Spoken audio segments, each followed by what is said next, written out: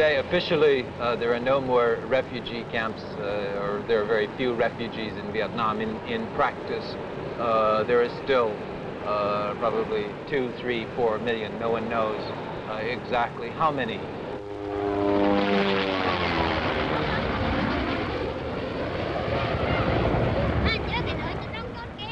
In the area around Quang Tri, 8 kilometers from the North Vietnamese border, we found the Cam Lo and Dam Ha refugee camps. They're not the best, and they're not the worst. There are dozens of such camps in which hundreds of thousands of Vietnamese wait. They've been waiting for years, waiting for the time when they can go back to their own piece of land, to their own village, to the land of their ancestors.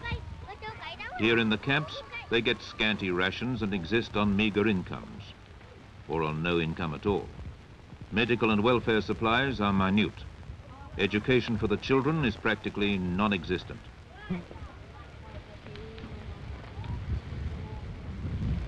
Well, the people here are from a radius of about 5 to 6 kilometers around here. Some lived in the area of the DMZ itself, some in areas adjacent to it, which are now considered insecure. Some lived further to the sea, some lived further west, and they were brought here to this central location.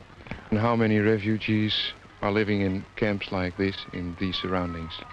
About 18,000 in this particular camp. Sometimes the figures from different people vary from 16,000 to 18,000. And in the other camp? The other camp is about 15,000 to the west in Cam Lo. It's more than 30,000. Right. Are they considered to be refugees?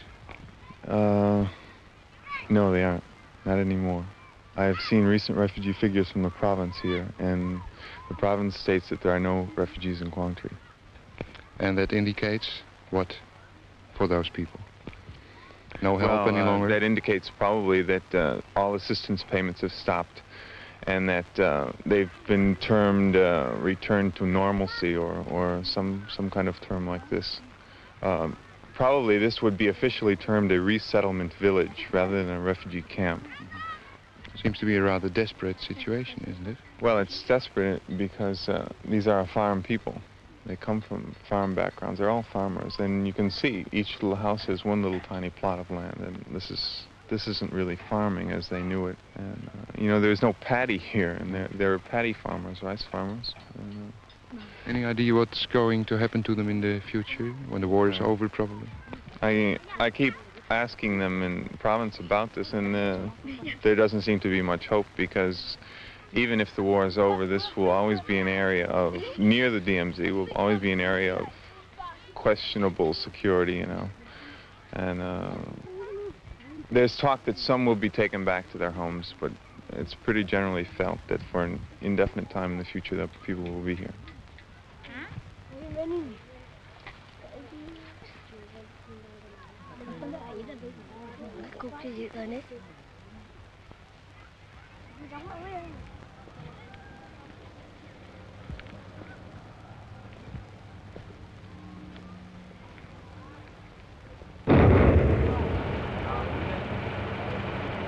Mines and booby traps threaten the safety of the civilian population quite as much as the activities of the snipers and the bombers.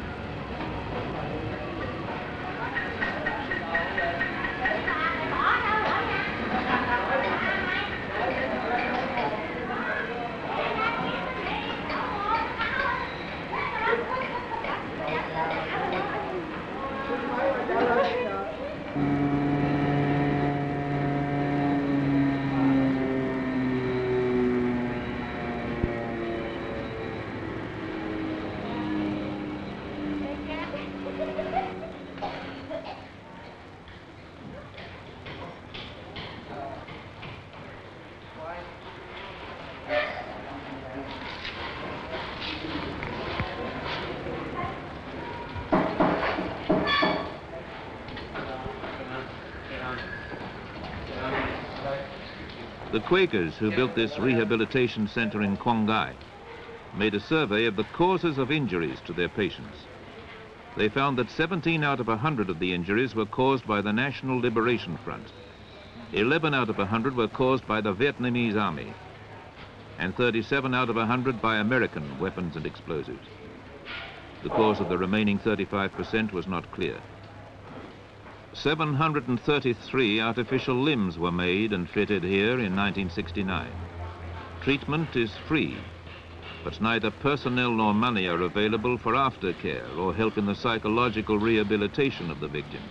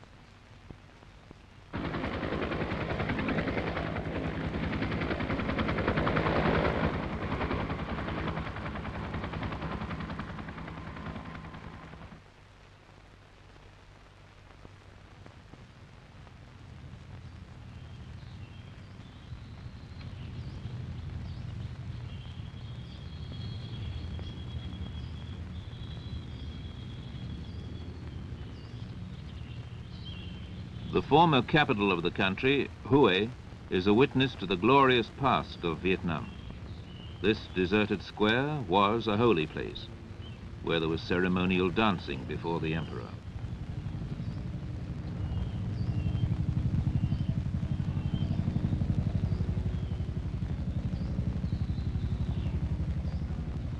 The centuries-old citadel now consists mainly of deserted ruins. The palaces and monuments were destroyed during the Tet Offensive of 1968. For a month, Hue was the center of heavy fighting. In the destroyed pagodas and temples and in the battered city walls, rusting shrapnel can be seen.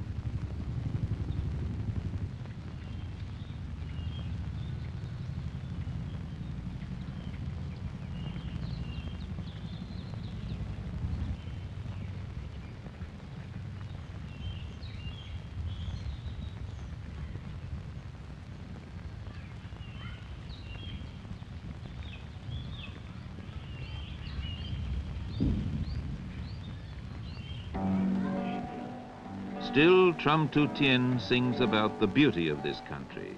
Vietnam the beautiful.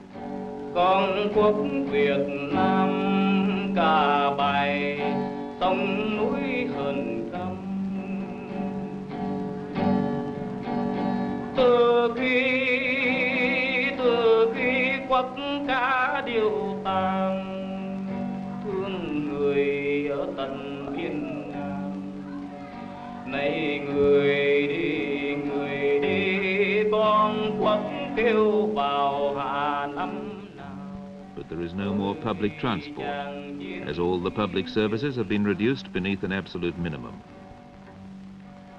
Vietnam the beautiful, where the sugar cane is cut, not to eat, but for security reasons, where at least 200,000 acres of farmland have been killed with chemicals and will be infertile for years to come. Vietnam the beautiful, where the number of bomb craters is estimated at 5 or 6 million, most of them in agricultural areas. In the monsoon, the craters fill with water and become breeding places for malarial mosquitoes, with all the attendant results. And since it was announced that there would be some withdrawal of American troops in 1971, bombings have increased.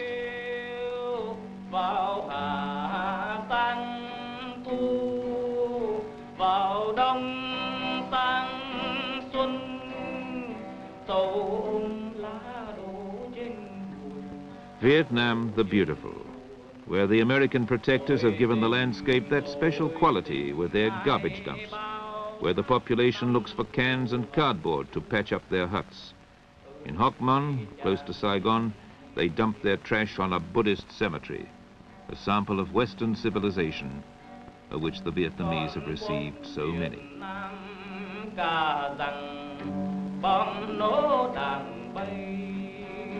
Mười năm nữa 20 tròn, đời bão nổi mưa trôi. Ơi người đi nên khóc kêu vời vợi tâm hồn. Ơi chàng chiến sĩ Việt Nam,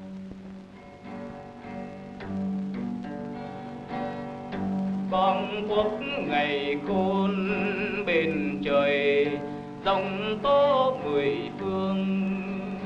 Vào đêm phòng the gối trắng đưa người. Vietnam the Beautiful, where trees are bare, thanks to a highly developed defoliation technique and the exhaust fumes of passing convoys.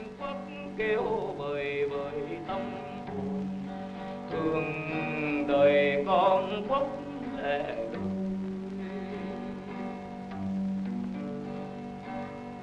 quốc kêu vào hạ tang thu. Vietnam the Beautiful, which once exported large quantities of rubber, an important part of the economy. But because the leaves of the rubber trees offer cover to the enemy, they've been cut down. An ingenious tactical maneuver. Ai bao tháng năm thù hận chưa. Ơi chàng chiến sĩ Việt Nam. What is left is heavily guarded. Chàng chiến sĩ Việt Nam.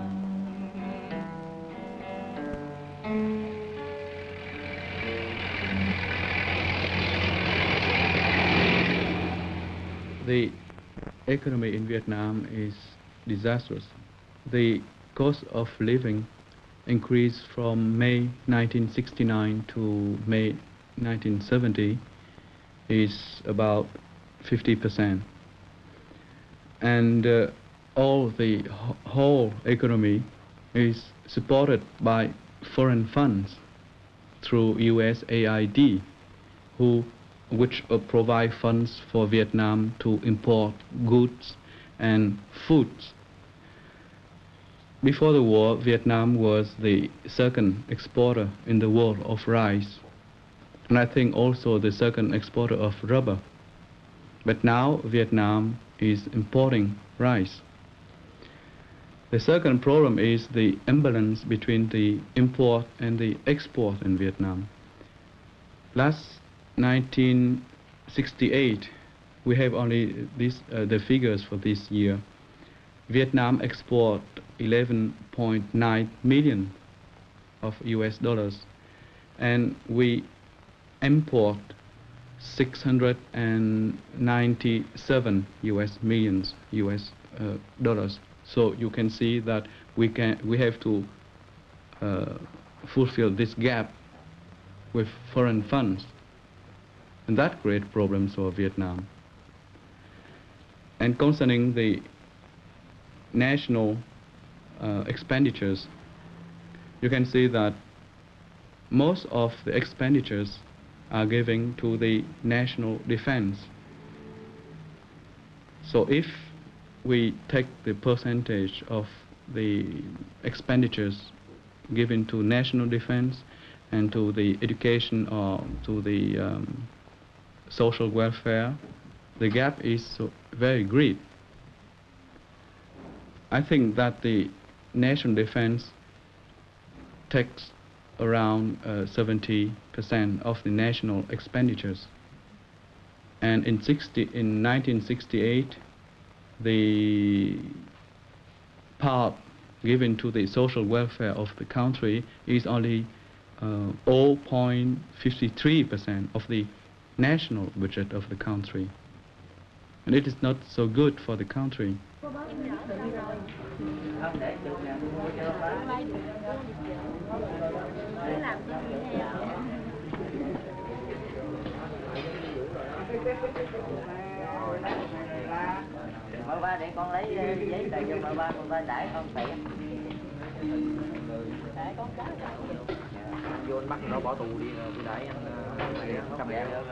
Vietnam is now supported by money from abroad, mostly from the United States.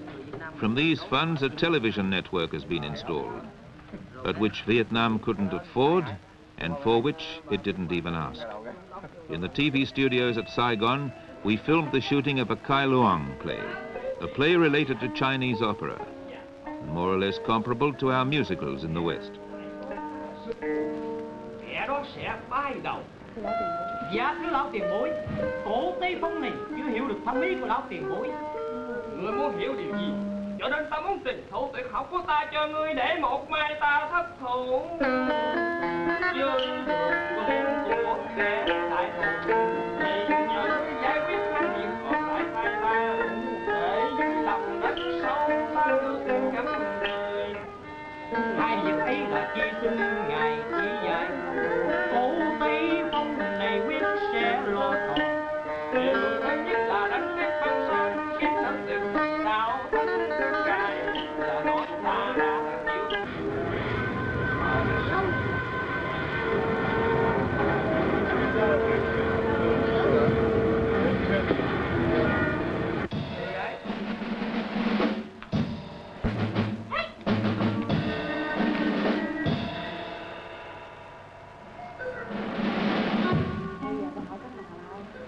Bây giờ ta hỏi các nàng là ai?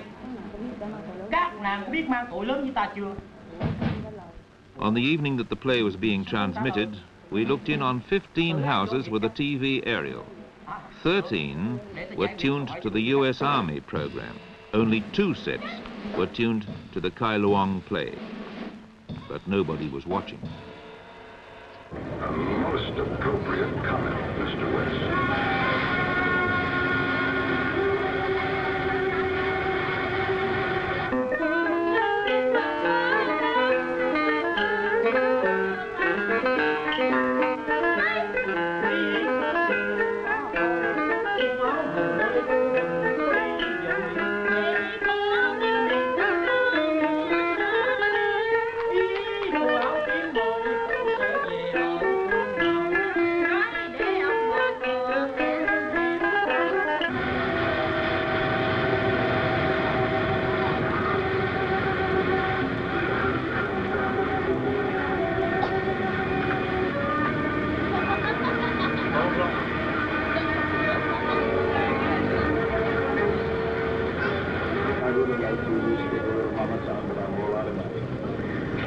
Come on, G.I. You can spare just a few piastres.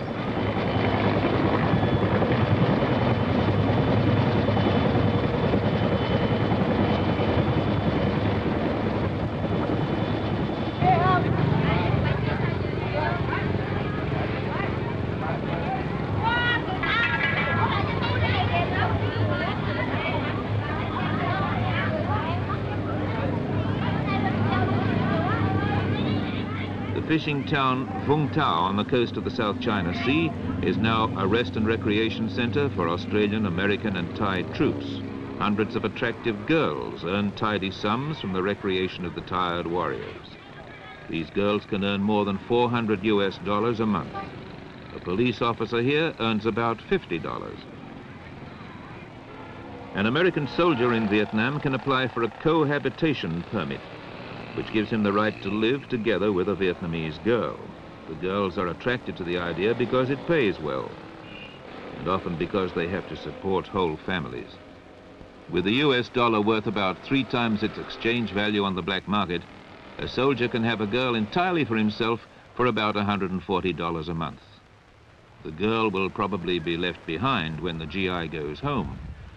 Should there be any children of mixed blood from the Union, they will be looked down on by the population. The girl's chances of eventually finding a Vietnamese husband are virtually nil.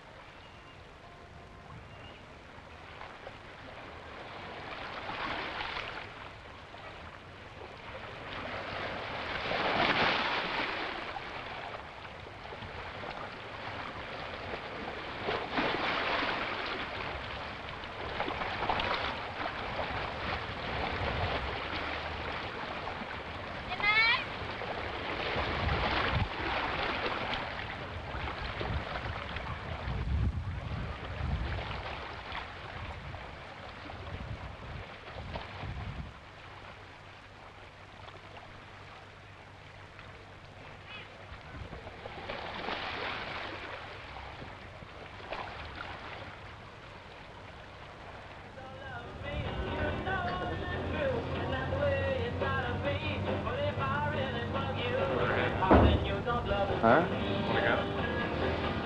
I think we'd better do. We want to be in Saigon around 5. Nearly all the girls from the amusement center have VD, but there are no medical facilities for curing it. Saigon has the only clinic for victims of this disease. Women, however, hardly show themselves there. One doesn't do that kind of thing. There are about 500,000 girls working as bar girls and prostitutes in Vietnam. And they missed, you know, they put a couple of long here and killed a couple of people. Don't let that mislead you because we had... well, we're on the peninsula down here, you know, not it's hard to get to us. Last week, some of that coming. One of them got killed, one of them got injured, the other one got away without anything. Yeah, they just did it. Have they ever shown? I'm not trying to say anything, but about 2 weeks ago. Don, what's been done by Westerners? In Vietnam, there have been several different efforts. The biggest one, of course, being the U.S. economic aid program, where that $500 or $600 million have been spent each year. I think there have been some very good things that have been done, you know, in an economic sense for Vietnam. Better varieties of crops have been brought in. There have been some good roads that have been built. I think also I would comment that Vietnamese are very open to improvement and to change. But I think in general, the Western aid to Vietnam has, I believe, been counterproductive. It's created some very, very serious problems for the Vietnamese. First of all, aid that has been brought here by foreigners has widened the gap between the rich and the poor. The second complaint is that they feel that it has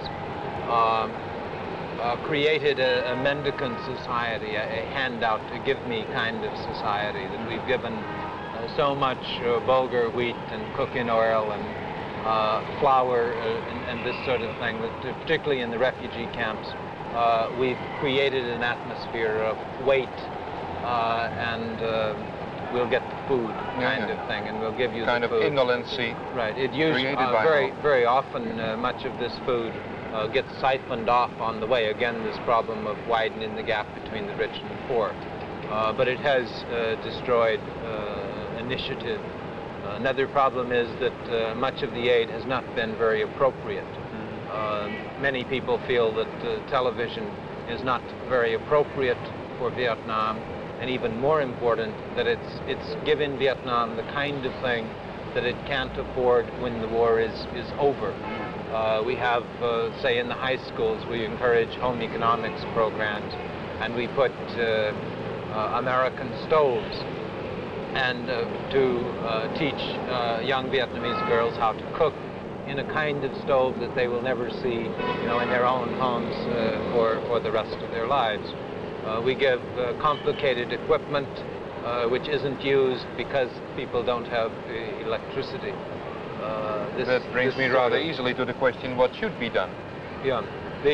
One other thing, if I could add, just one more thing, which I think is very important, and that is that I think that very often our aid is given and seen as a kind of makeshift patchwork kind of assistance.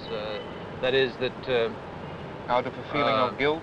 It's a way to ease our conscience. We bomb a village or we bomb an area, but then we give the people food so we feel better. A man loses his leg, but we can put the leg back on, another wooden leg on, better than anybody else. We've built good hospitals to put these legs back on. So this kind of thing that eases our conscience about a great deal of this. We've defoliated much of Vietnam, yet we bring in more fertilizer, better varieties of crops, so that the aid has tended, I think, to ease our conscience. So while again, I think it's important, I don't think any of us should allow it to ease our conscience.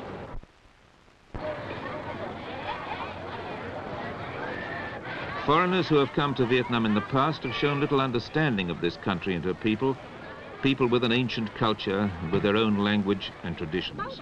The Vietnamese are civilized, they are friendly, and they're extremely hospitable. Buddhism demands that. But they've begun to suspect the foreigners who've invaded their country. There is increasing suspicion of all who said they'd come to help, and in doing so created the present desperate situation. More than half the adults cannot read or write. What can they be expected to know of communism or imperialism? The thing they want more than anything else is peace and quiet, to have a small piece of land in the village in which they grew up and in which they felt protected and supported by their relatives. But now they go through life burdened by the realization that they are the victims of a war which they did not ask for. The Vietnamese have become a race of invalids and sick. Their bodies have been maimed and their children have been murdered by exploding mines and napalm bombs. 1 million children in North and South Vietnam have lost their parents in the last 15 years.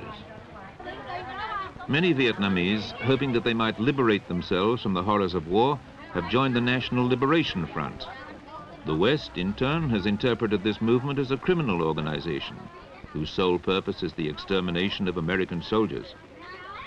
For those of us in the West, Vietnam is a chaotic and repulsive military battle area.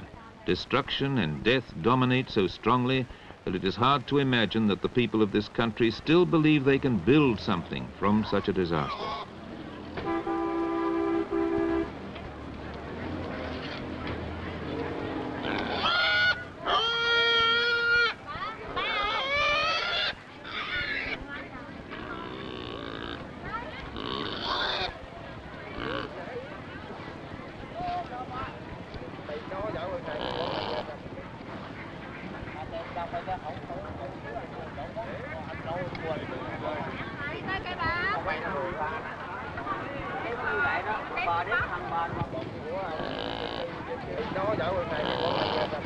Vietnam can still appear to be a beautiful and fertile country, but appearances are deceptive.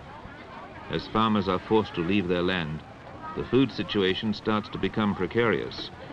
Everywhere there are threats of contagious diseases, especially tuberculosis and dysentery. In spite of the millions of dollars of aid which the West pours into the country, little can be done, for there are few doctors or efficient medical facilities available.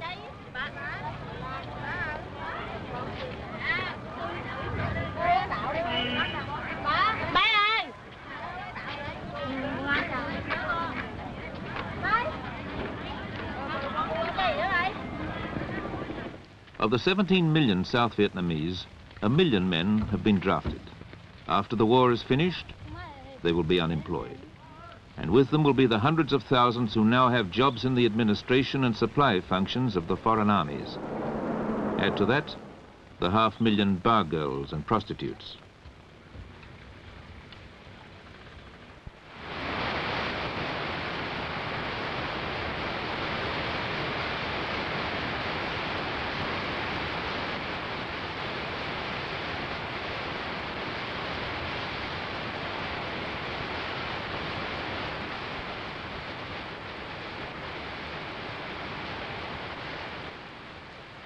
In the Vietnamese highlands live the Montagnards. They are a mountain people. Some of the languages they speak haven't even been recorded. Superficially, they differ from the real Vietnamese. The war has driven them from their villages. The government in Saigon was afraid that they might start a political opposition and found it safer to keep an eye on them.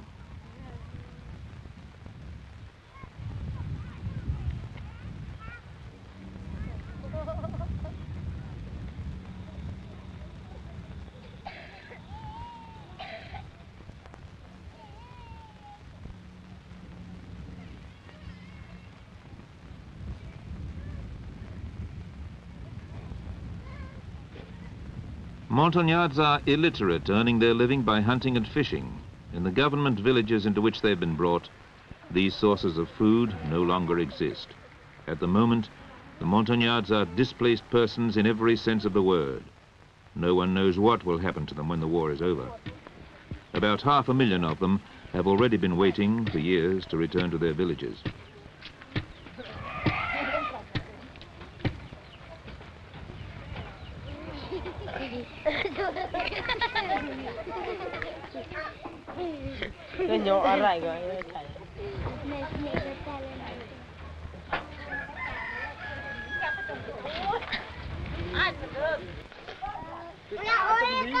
Ông con cái tục là nó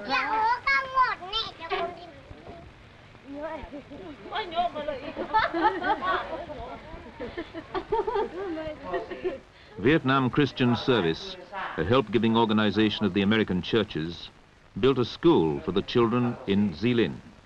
In addition, women can have sewing lessons here.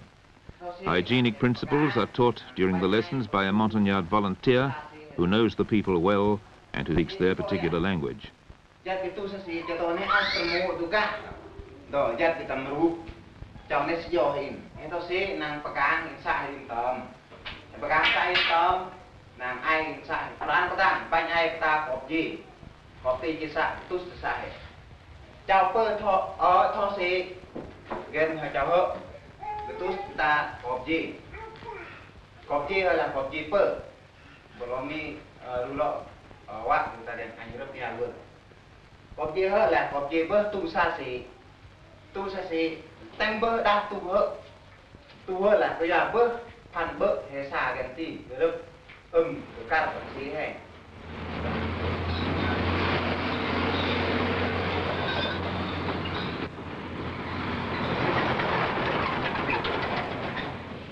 But more important, the Buddhists are developing a rebuilding program. The School of Youth for Social Service moves mountains. The Honorable Thich Ton Van explains. Cái phương pháp của chúng tôi hiện bây giờ là muốn về làng và cùng với người dân làng để làm một cái cuộc cách mạng xã hội. Và chúng tôi quan niệm rằng cuộc cách mạng xã hội đó phải được xây dựng từ nông thôn. Bởi vì nông thôn Việt Nam chúng tôi có thể nói chiếm đến 90% dân số. Nếu có một cái cuộc cải tạo nào mà không nhằm đến nông thôn ấy, thì đó là một cái sự khiếm khuyết đáng kể. Và cái chương trình của chúng tôi gồm có là hiện tại thì có 2 chương trình. Một là chương trình về các cái làng xây dựng từ cơ sở hạ tầng, tức là làng hoa tiêu hay là làng tự nguyện. Ngoài ra có những cái công tác mà nó để nhằm đáp ứng với những cái nhu cầu có tính cách cấp bách, như để đáp ứng với cái nhu cầu chiến tranh đó, thì chúng tôi có những cái công tác cứu trợ.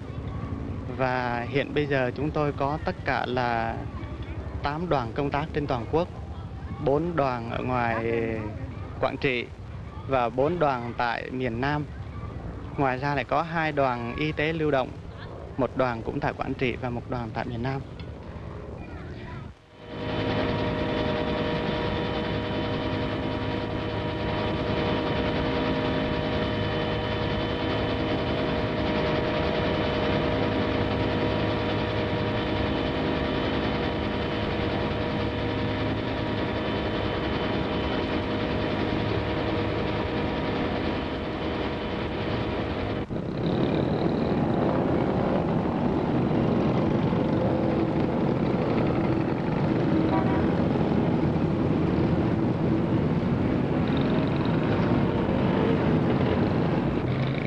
Saigon, the present capital of South Vietnam, is one of the most densely populated cities of the world.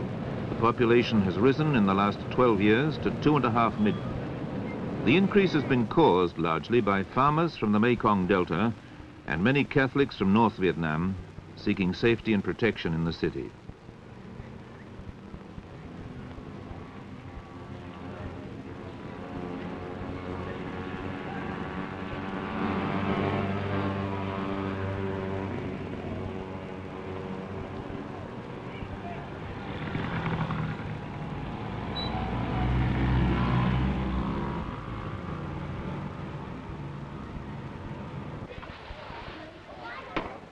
They built shacks wherever they could find space, in the swamps, over the tributaries, even on the graves of a Catholic cemetery.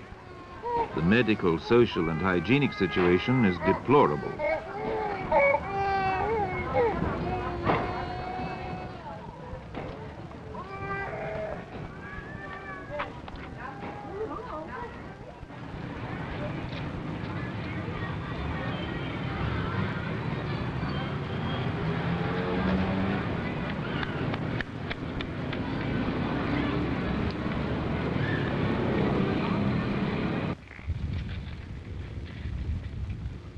A number of students and intellectuals in Saigon have started a rebuilding movement.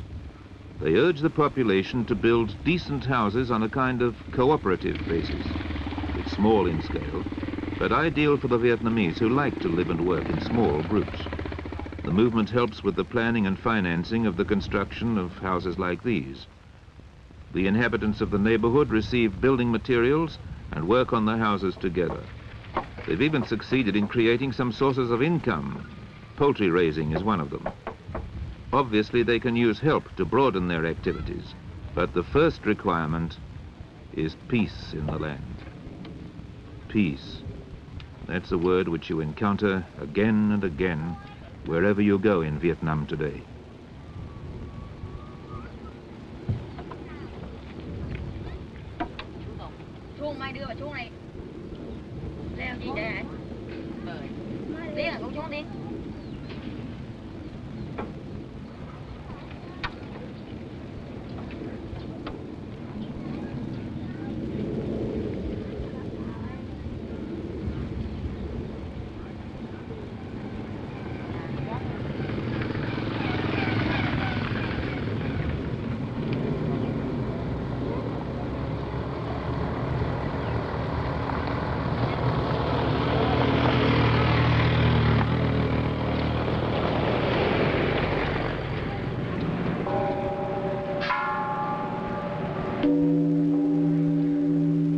On this artificial island in the Mekong River live the strangely named coconut monks. No less strange is their form of worship with its mixture of Buddhism and Christianity. This sect has a loathing of any kind of violence.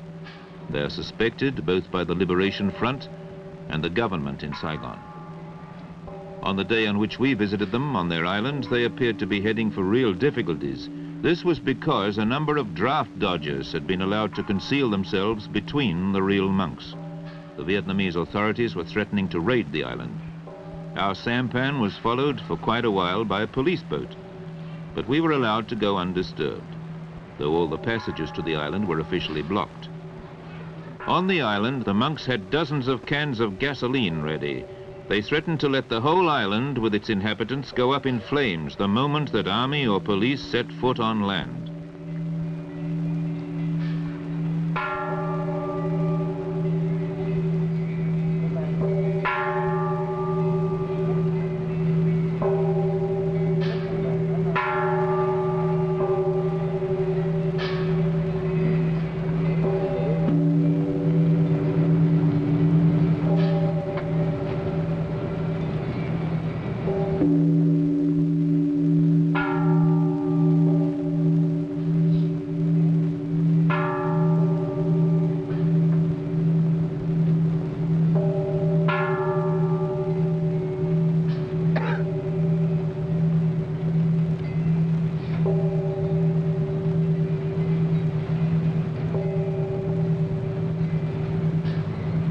A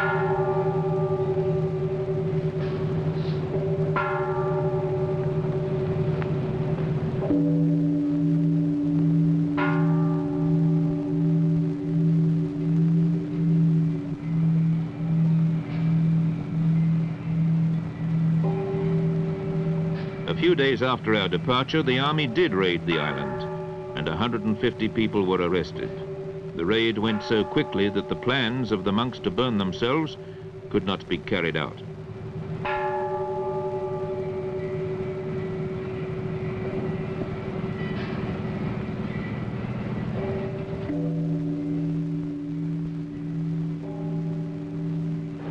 There are many good Vietnamese, many able Vietnamese. There are many good Vietnamese organizations. And the most important thing is for us to channel resources into these organizations rather than competing with the organizations. I think that to help some of the Vietnamese local organizations in a back to the farm movement, the Vietnamese can encourage and bring about a back to the farm movement, I think, much more effectively than we can. They speak Vietnamese better than any foreigner can, of course, but more important, they understand the customs of the local people. They will be trusted by the local people. And I think it's very important that the Vietnamese, in terms of developing their own pride, can begin to do some of these things. And we can help, I think, a great deal in terms of the resources that are needed and so on. I think that Vietnamese recognize the need for help when the war is over.